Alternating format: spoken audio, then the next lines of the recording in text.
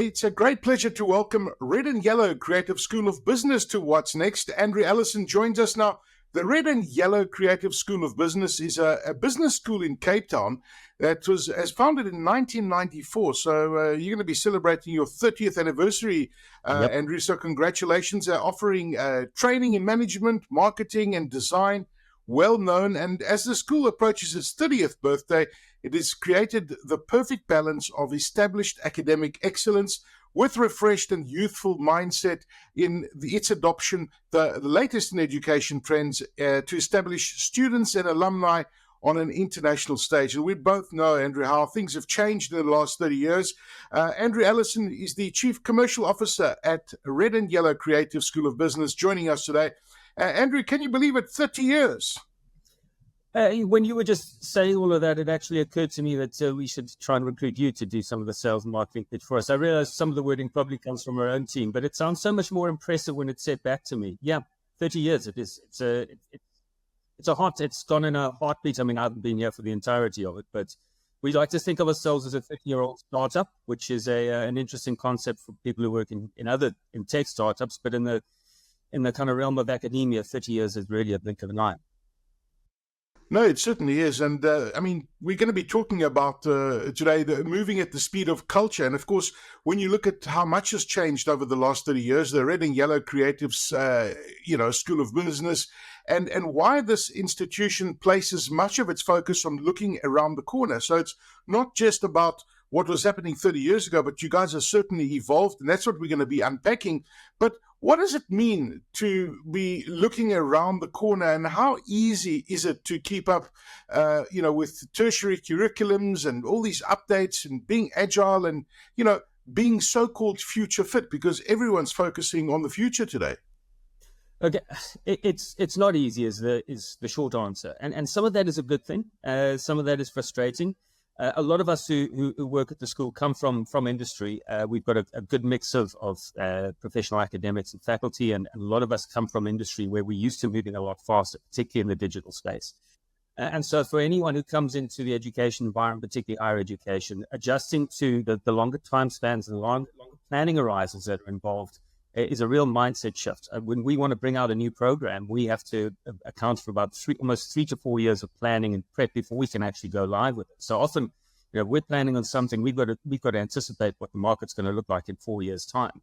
And for that reason, a lot of the programs, and rightly so, a lot of the programs that we bring out, certainly in the accredited degrees, diplomas, certificate, that side, they tend to be more evergreen. They focus very much on fundamentals and principles that are going to continue. And that's true. I mean, if you look at marketing, a lot of the tactics, the tools, the practices, those have changed, and those are constantly changing. But fundamentals and the principles haven't changed. It's still the 4 Ps, argument over whether it's 7, but the classicists will say it's still the same 4 Ps, still trying to communicate with an audience.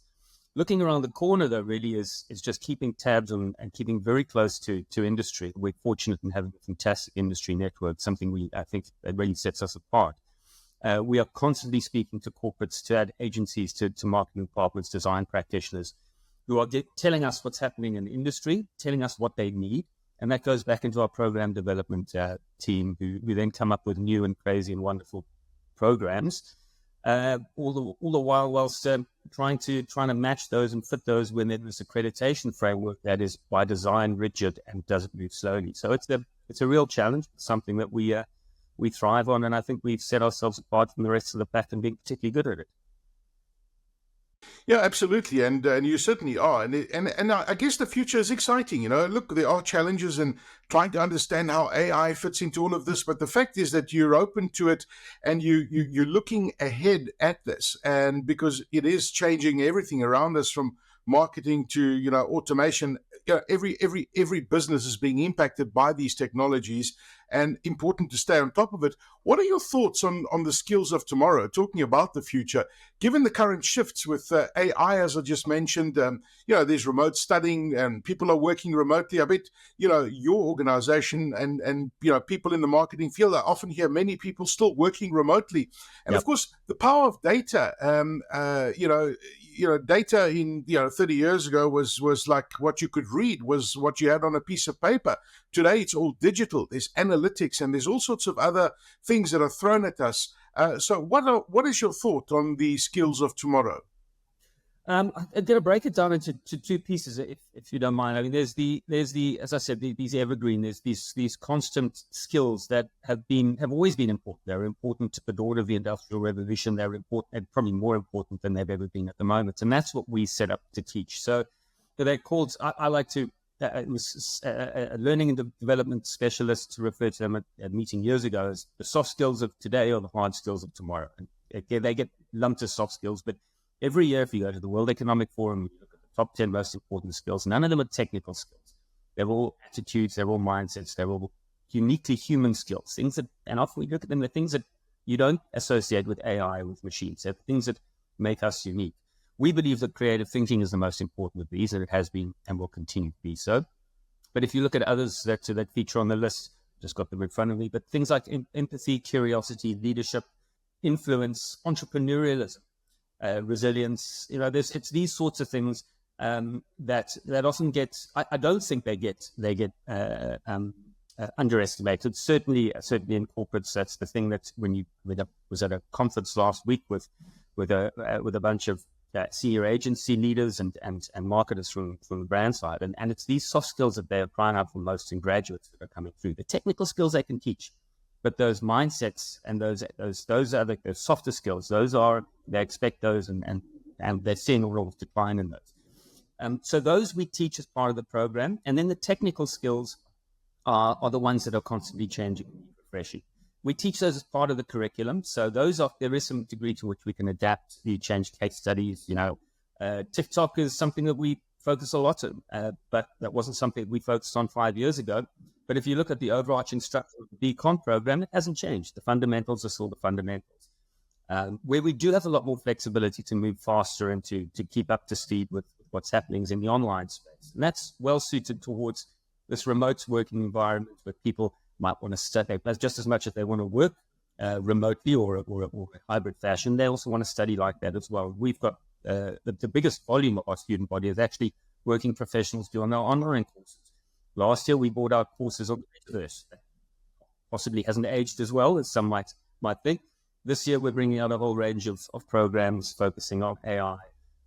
So we're able to constantly update the materials and the content we teach as technology shifts happen and occur, while still teaching the fundamentals and equipping our graduates with those core skills that don't change and that set them up to succeed. On the data side, data is everything. That's we tend to be optimists at everything that we look at. We're entrepreneurial in nature, and so when something new comes along, when advances come along, we get excited by it. We look for the opportunity. Not to say that there aren't threats, but there's always opportunities where growth happens and where innovation happens. And data really it's been around us. It's just we're collecting it. We're able to analyze it more. AI just makes it even more powerful, and that just allows for greater levels of personalization, optimization, insights, and maybe the marketing and advertising spaces, there's certainly massive application there. It's more important than it ever has been. But if you look at the applications in healthcare and agriculture, it really is exciting. No, Andrew, that's amazing. And it's great that you guys are offering these technologies as modules. So as a professional who studied, say, 10 years ago, or even 3 years ago, because this is how fast time changes, I could catch up and say, okay, I want to do this module with you guys about AI or the metaverse or this or that or that. And it equips me with the tools to be able to deal with what's coming, right? That's correct. Yeah, I mean, what the dream scenario for us, and we've got students who are like this, but this is where we're building, is for us to take a matriculant, and hopefully for us to have some interaction before they reach matric, which is the case. They come into the Red and Yellow School, they get a fantastic world-class education that gets them ready for the world of work. They go into the workplace, they're already a step ahead their peers, and as they grow and develop in their careers, and they realize that they need to learn new things. That's an attitude that we try and teach our students, that education it only really starts once you leave university.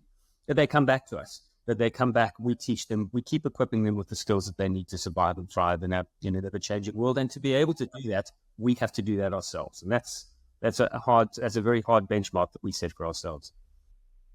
No, listen, it's brilliant, and your name out there speaks for itself. What does it mean to move at the speed of culture? You mentioned it earlier in the beginning, or I've heard of the term quite a bit. Yeah. How does one successfully remain ahead of the proverbial curve? And I guess what we just discussed, doing those lessons. But I think essentially what it is that you've got to be open to it. And where I'm getting with this is it's not just for marketing professionals. I mean, this is something that, if a CEO wants to learn about the metaverse or how AI is impacting advertising, I think, every executive needs to have a broad approach to this topic. Yeah, absolutely. I mean, this moving at the speed of culture is often a term that's associated with brands and with marketing. I agree, it applies to everything. I mean, it's an evolutionary thing. It's keeping your eye on the zeitgeist on what's happening. It's in our lens, I suppose, keeping ahead of it. That's a very difficult thing to do. I wouldn't profess to say that we are necessarily ahead of it, but what we certainly try to do is to keep as close to it as we possibly can. And we're fortunate enough in that with our students, they're Gen Zers. The Gen As are coming in, and we learn a lot from them. They are very critical and skeptical of big brands. They are incredibly diverse and accommodating of a broad spectrum of humanity, which actually gives us a lot of hope. They really are. They're fantastic. But they're very different. They're the first generation of genuine digital natives. They don't remember a time before social media, and they interact and use technology in a far more intuitive way than we ever will. They're also a lot more socially conscious, purpose in everything that they do. And so employers and every business that wants to work with them, they're frustrated. It's the perennial frustration with the next generation coming in. We don't get them. They don't make sense. But that's a time and, that's an age-old problem. We need to learn maybe not to understand them intuitively, but at least to accept and that this is the generation that's going to be ruling the world in 50, 20 years. And for many of us, they're going to be employing us. So disregard them at your peril, but learn to understand them as best you can, keep pace with them. And a lot of that is happening in the social space. So what we try and do is learn from, as much as we're teaching them, we try and learn from them and try to show them how to apply the things that they are doing already within the context of a structured educational experience. So, Andrew, I mean, this year has certainly been the year of AI, even though AI has been around for a while, but, it's impacting every single business. It's impacting every single life out there. And subconsciously, we've actually been using it for a while. But when we talk about AI, where does this fit in? If you consider that red and yellow is all about creativity, for example, it's all about original thinking and creative logic. Where does AI fit in your world? It's a very good question. I mean, your point about AI having been around, I mean, it's, we've in the advertising marketing space, programmatic advertising, AI driven. A lot of the software, the design tools, Adobe Suite, it's all got embedded AI. So creators have been using artificial intelligence for years. They just probably haven't really been aware of it because it's been operating in the background. And now, since this new wave of generative AI has launched, people are suddenly coming face to face with the fact that it's there, it's present, and I can actually work with it directly without it kind of sitting under a layer or an interface. And it's really, we're very excited about it. It's this concept that creativity is somehow this a completely separate domain from technology or from, I mean, it's this idea that creativity and commerce and logic are two separate fields. Before being called the creative school of business, we were the red and yellow school of logic and magic, creative magic and commercial logic. That's still very much tied to the ethos of what we do. But we are fierce advocates for using technology and AI in creative thinking and conceptual thinking and creative disciplines. And really all that AI is, it's another incredibly powerful tool that just augments human creativity. Again, at this conference I was at last week, it was one of the top topics of discussion. But we've seen so much incredible creative output that has been produced. And, if you just look at adverts, there's some incredible adverts, but the whole field of human creativity has literally been blown wide open with access to these incredible tools that really just elevates the art form. And some of the best pieces, some of the worst pieces that you see are actually where you leave AI to do something itself. It really looks strange. There's no human connection. It doesn't understand us. But the incredibly powerful ones are the combination of AI, of human creativity and human thought, leveraging the tools that AI provides. And I think that's going to proliferate. We don't not alone in thinking this. There's a lot of the big consultancies and academics have come out with research in the months since ChatGPT is 12 months old. It's a year old. Have come out since then, talking about this massive boost in productivity that AI is going to deliver. And for those who are concerned about creative jobs being first on the chopping block, I mean, I think suddenly there was something that could actually create. In fact, we're going to see the opposite. We're going to see a proliferation of new jobs, of new tasks that humans will be able to do. It will result in a shift in some creative jobs, as is always the case with new technology, but the net impact is going to be much more powerful and much bigger than any of the negative side effects. And so there's a lot to be excited about, and for creatives especially so. Sure, that's super exciting and scary at the same time. When you look at artificial intelligence, what is the red and yellow take on adopting this as either an enabler in education, as you mentioned, in that particular space, and how are you embracing, adopting, and teaching AI at Red and Yellow? I mean, what approach do you guys take when you teach new students? I'm about to the disclaimer to everything I say here is once our academic team listen to me, they are going to bore me over the coals for getting things slightly wrong. They're very fastidious. But what I will say is that we are, I think I've said it already, we're technology optimists. AI is something we're very excited about. One of the things that the educational industry, I think, is a blessing and a curse, that we were forced to deal with this almost immediately. Students are, as mentioned, these Gen Zers, they're very digitally savvy, very switched on. Within a couple of days of being released, we started to see efforts to, I won't say cheat, but to kind of work around the systems to get the technology to do assessments and assignments. And so we didn't have a choice but to deal with it. A lot of businesses are still trying to work out what to do with it, what it means. For us, we were confronted with it immediately. We very quickly took the view that it's in line with just our own cultures and values, is that this is something to be excited about. And so we're permissive. We let students, firstly, we let students use an AI, but with very specific guardrails. It should never do the work for you, but you can certainly use it to do better work. So getting it to do your work is no different. It's plagiarism, and so that's prohibited. But certainly use it for research. Use it to test and improve on the work that you do. Use it to generate ideas.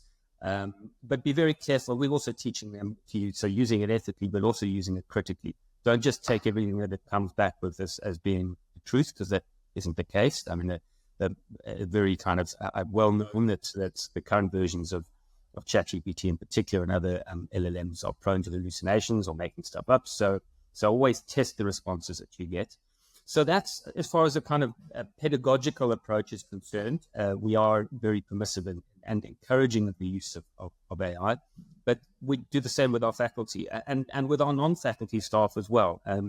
We actively encourage everyone in the organization to try and use some form of AI in their day-to-day jobs. And it keeps us, what we started to see are these pockets of incredible innovation just bubbling up in unexpected areas, whether it's our sales team taking the initiative and experimenting with a sales bot.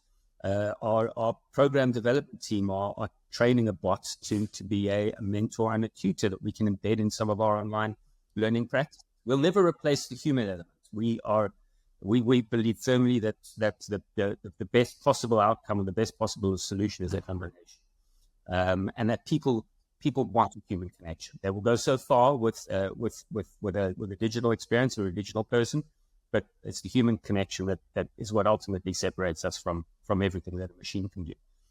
And so we're training to teach our students. I mean, these are just a couple of things. There's a lot of other stuff which I've definitely forgotten, but I'll think I'll be kicking myself after we wrap No, up. it's certainly exciting. Very exciting what you guys have got there, and how you tackle AI is for me quite impressive, because you're looking at it from every angle and how it impacts us. But it's almost like it's augmenting our current skills and unlocking value within us as human beings. And I think it's an awesome approach to take at AI. Tell us about your AI and your educators project. What does that basically entail, and what will the knock-on effect be across the South African education system? So I don't want to let too much. I'll just entice a little bit, because this is still a project which is in development. But really, this is an example of us just keeping our ear to the ground. So we've got a long-standing relationship with feeder schools, and just through our interactions with them, kind of realizing how ill-equipped and how nervous they are about what it means for them in the classroom. So just dealing with the same issues that we've dealt with, but also, and with learners, but also with how they can improve themselves, how they can improve their own teaching, and to address that fear that is AI going to take my job. And so what we've done is we've taken a lot of the stuff that we've learned and the practices that we've started to apply ourselves, and we've built those into a short online course, for educators. It's not our target audience. We're not a teaching school per se, but we've got great content, we've got great expertise, and we thought what better way to give back, and to help support not just a critically important field in our country, globally, but to make sure that the teachers who are training the learners, who are the Gen A's, Gen B's who are coming behind them, equipping them with all the necessary digital age skills that they need, so that by the time they come to us, we've got very well rounded and switched on students that we can then take even further. So the long and short of it is something we're still working on at the moment. We're piloting it imminently, and then we're hoping to launch this much wider to the entire South African market over the course of next year. Gee, that's brilliant, Andrew. When you look at Red and Yellow, what sets Red and Yellow and its students and alumni apart from everywhere else? I mean, what would you stake your name on at Red and Yellow? There's a few things.